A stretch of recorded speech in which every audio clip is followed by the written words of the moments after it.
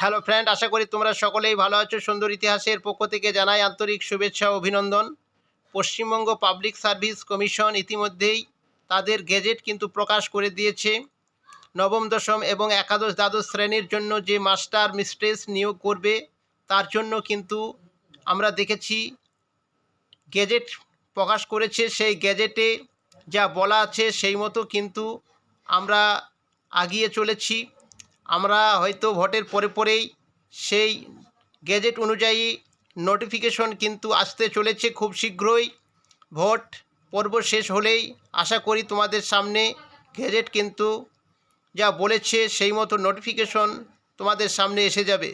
তো চলো সেই নোটিফিকেশনের জন্য আমরা ওয়েট না করে আমাদের কর্ম আমরা করে যাব।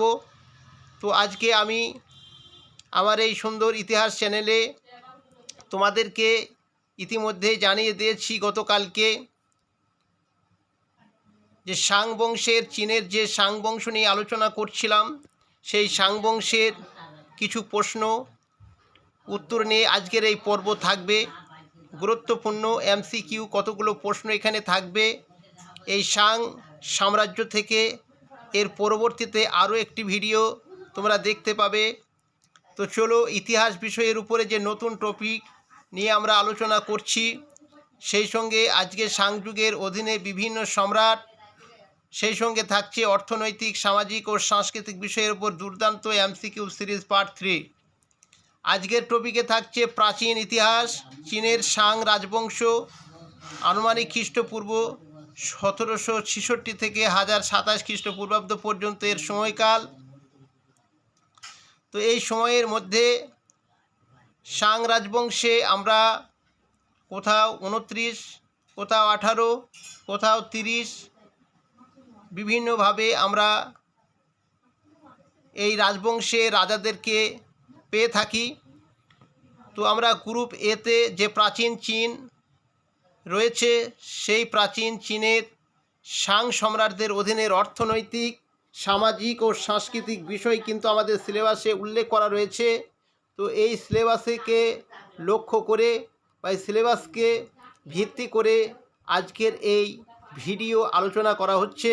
তো চলো গুরুত্বপূর্ণ 30টি এমসিকিউ আমরা এই শাং বংশ থেকে আজকে দেখে নিই এবং তোমাদেরকে বলবো তোমরা এই প্রশ্নগুলো অবশ্যই দেখার পরে ভালো মতো প্রস্তুতি নেবে, আর সেই সঙ্গে কতগুলো তোমরা ঠিকঠাক করতে পারছো অবশ্যই সেটাকে কমেন্ট করে জানিয়ে দেবে।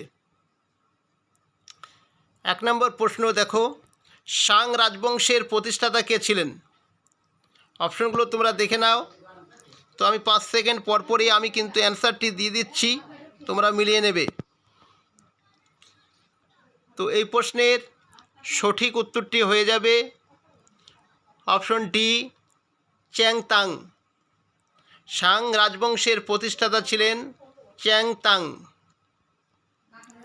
2 নম্বর প্রশ্ন, চীনের অধিকাংশ পণ্ডিতরা কোন রাজবংশকে চীনের প্রাচীনতম রাজবংশ বলে মনে করেন? অপশনগুলো দেখে নাও।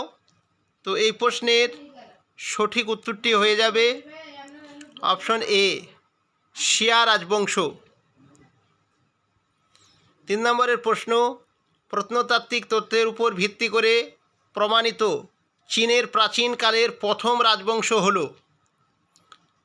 তো এই প্রশ্নের সঠিক উত্তরটি হয়ে যাবে অপশন বি, শাং ডাইনেস্টি। 4 নম্বর প্রশ্ন, শাং রাজবংশ প্রতিষ্ঠিত হয়? অপশনগুলো দেখে নাও। তো এই প্রশ্নের সঠিক উত্তরটি হয়ে যাবে অপশন এ, খ্রিস্টপূর্ব 6শ শতাব্দীতে। আর মনে রাখবে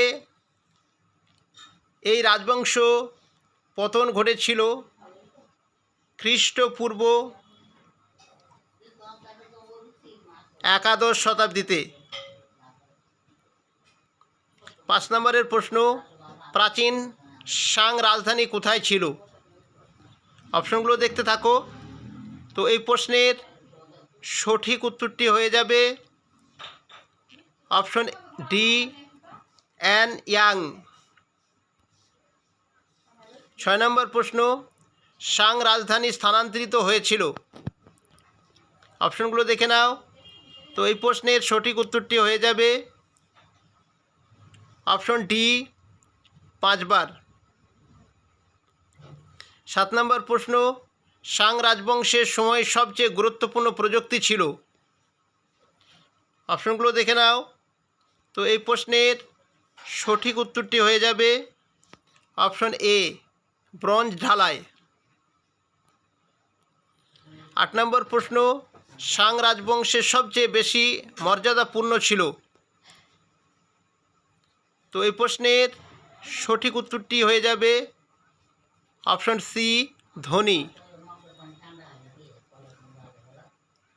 9 নম্বর প্রশ্ন, কোন বংশের রাজারা অর্থনৈতিক লেনদেন হিসেবে মুদ্রার একটি সিস্টেম হিসাবে কাউরি সেল ব্যবহার করেন। তো এই প্রশ্নের সঠিক উত্তরটি হয়ে যাবে অপশন সি সাং ডাইনেস্টি। 10 নম্বরের প্রশ্ন, সাং রাজবংশে কারা মঙ্গল গ্রহ ও ধূমকেতু পর্যবেক্ষণ করেন। তো এই প্রশ্নের সঠিক উত্তরটি হয়ে যাবে অপশন বি জ্যোতির্বিজ্ঞানীরা। 11 নম্বরের প্রশ্ন, গান রাজবংশ কতজন সাং রাজাদের দেখেছিল। তো এই প্রশ্নের সঠিক উত্তরটি হয়ে যাবে অপশন সি 18 জন। 12 নম্বরের প্রশ্ন, চীনের পূর্ব নাম কী ছিল। চীনের পূর্ব নাম কী ছিল। তো এই প্রশ্নের সঠিক উত্তরটি হয়ে যাবে অপশন এ চুংকু। 13 নম্বরের প্রশ্ন, ছিউ শি গুই ছিলেন। ছিউ শি গুই ছিলেন, খুব গুরুত্বপূর্ণ প্রশ্ন। তো এই প্রশ্নের সঠিক উত্তরটি হয়ে যাবে অপশন বি এ প্রফেসর, অর্থাৎ একজন অধ্যাপক। 14 নম্বরের প্রশ্ন, চীনা শব্দ সংবলিত ড্যাশ আবিষ্কার একটি দৈব ব্যাপার। এখানে একটা শূন্যস্থান রাখা হয়েছে। তো এই প্রশ্নের সঠিক উত্তরটি হয়ে যাবে অপশন বি কচ্ছপের খোল। 15 নম্বরের প্রশ্ন, লিউ এ থিয়েইয়ন জানগুই ছিলেন। তো এই প্রশ্নের সঠিক উত্তরটি হয়ে যাবে অপশন ডি এ স্কলার, অর্থাৎ একজন বিখ্যাত পণ্ডিত। 16 নম্বরের প্রশ্ন, সাংযুগে কোন গ্রামের কৃষকরা কুড়িয়ে আনা কচ্ছপের খোল ও বন্য পশুর হাড় চীনা ভেষজ ঔষধ হিসাবে হাটে বাজারে বিক্রি করত। তো এই প্রশ্নের সঠিক উত্তরটি হয়ে যাবে অপশন এ শিয়াতুন। 17 নম্বরের প্রশ্ন, চীনা শব্দ সংবলিত কচ্ছপের খোল ও তামার জিনিসপত্র সহ প্রচুর মূল্যবান পুরাকীর্তি আবিষ্কৃত হয়। তো এই প্রশ্নের সঠিক উত্তরটি হয়ে যাবে অপশন বি 1928 সালে। 18 নম্বরের প্রশ্ন, সাং বংশে রাজাদের ভাগ্য পরীক্ষার হাতিয়ার ছিল। খুব গুরুত্বপূর্ণ প্রশ্ন। তো এই প্রশ্নের সঠিক উত্তরটি হয়ে যাবে অপশন সি কচ্ছপের খোল। 19 নম্বরের প্রশ্ন, কচ্ছপের খোল ও হাড়ে খোদিত লিপি গবেষণা বইটি কে রচনা করেন। তো এই প্রশ্নের সঠিক উত্তরটি হয়ে যাবে অপশন বি কুওমোরু। 20 নম্বরের প্রশ্ন, কুওমোরু কে ছিলেন। তো এই প্রশ্নের সঠিক উত্তরটি হয়ে যাবে অপশন বি এ হিস্টোরিয়ান, একজন ঐতিহাসিক। 21 নম্বরের প্রশ্ন, লি শিয়ে জিন কে ছিলেন। লি শিয়ে জিন কে ছিলেন। তো এই প্রশ্নের সঠিক উত্তরটি হয়ে যাবে অপশন এ ইতিহাস গবেষণাগারের একজন অধ্যাপক। 22 নম্বরের প্রশ্ন, 1939 সালে আবিষ্কৃত দুকর্ণ আর 3 পদ বিশিষ্ট বন্ধন পাত্রটি তৈরি হয় যে ধাতু দিয়ে? সাংযুগে 1939 সালে আবিষ্কৃত দুকর্ণ আর 3 পদ বিশিষ্ট বন্ধন পাত্রটি তৈরি হয় যে ধাতু দিয়ে? তো এই প্রশ্নের সঠিক উত্তরটি হয়ে যাবে অপশন বি, তামা ধাতু দিয়ে। 23 নম্বরের প্রশ্ন, সাংযুগে কারা ঐশ্বরিক বাণী কচ্ছপের খোলা ও পশুর হাড়ের উপর লিখে রাখতেন? খুব গুরুত্বপূর্ণ প্রশ্ন। তো এই প্রশ্নের সঠিক উত্তরটি হয়ে যাবে অপশন বি, অভিযাত্রা। 24 নম্বরের প্রশ্ন, সাং রাজবংশের চূড়ান্ত অত্যাচারী রাজাকে কি বলা হতো? তো এই প্রশ্নের সঠিক উত্তরটি হয়ে যাবে অপশন সি, রাজা ঝৌ। 25 নম্বরের প্রশ্ন, অরাক্কেল ব্রন ইনস্ক্রিপশন বলা হতো? অপশনগুলো তোমরা ভালো করে দেখে নাও। এতে কিছু প্রশ্নোত্তর বিষয়কে, বিতে কিছু ঘটনা হাড় ও খোলার উপর লেখা, সিতে উপরে দুটি, ডিতে কোনোটিই নয়। তো এই প্রশ্নের সঠিক উত্তরটি হয়ে যাবে অপশন সি, অর্থাৎ এ বি দুটি। কিছু প্রশ্নোত্তর বিষয়কেও বলা হতো এবং কিছু ঘটনা হাড় ও খোলার ওপরে লেখা বিষয়টাকেও অরাক্কেল ব্রন ইনস্ক্রিপশন বলা হতো। 26 নম্বরের প্রশ্ন, সাং যুগে অরাক্কেল ব্রন ইনস্ক্রিপশন প্রথম পাওয়া যায়? অপশনগুলো দেখে নাও।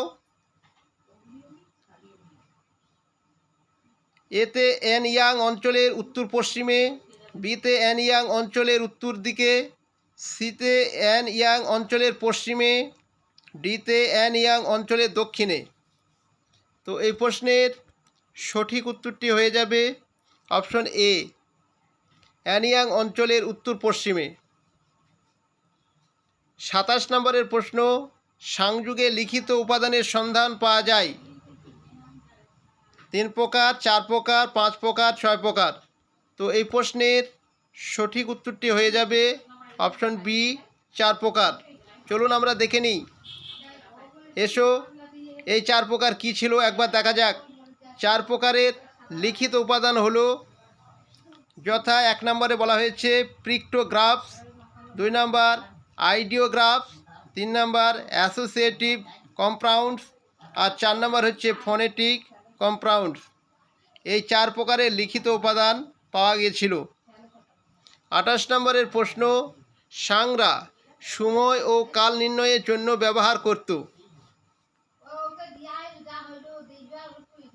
অপশন এতে চন্দ্র বর্ষপঞ্জি, বিতে সৌর বৎসর, সিতে উপরে দুটি, ডিতে কোনোটিই নয়। তো এই প্রশ্নের সঠিক উত্তরটি হয়ে যাবে অপশন সি, উপরের দুটি, অর্থাৎ চন্দ্র বর্ষপঞ্জি ও সৌর বৎসর। 29 নম্বরের প্রশ্ন, জিন অয়েন বা ঝং দিন অয়েন ছিল? এই প্রশ্নটি তোমাদের জন্য হোমওয়ার্ক রেখে দিলাম। তোমরা অবশ্যই এই প্রশ্নের সঠিক উত্তরটি কমেন্ট করে জানিয়ে দেবে। তো চলো 30 নম্বরের প্রশ্নটা দেখে নিই। বুক অফ হিস্টোরি ছিল? বুক অফ হিস্টোরি ছিল। তো এই প্রশ্নের সঠিক উত্তরটি হয়ে যাবে অপশন এ, সাং রাজাদের রাজনৈতিক দলিল। সাং রাজাদের রাজনৈতিক দলিল। তো এই ছিল 30টা এমসিকিউ গুরুত্বপূর্ণ। এর পরবর্তীতে সাংযুগ থেকে আরেকটি ভিডিও আগামীকাল তোমরা পেয়ে যাবে ঠিক এই সময়। আশা করছি ভিডিওটি তোমাদের ভালো লাগবে এবং ভালো লাগলে সঙ্গে সঙ্গে একটি লাইক অবশ্যই করে ফেলবে এবং বন্ধুদেরকে বেশি বেশি করে ভিডিওটি শেয়ার করে দেবে। Thank you very much.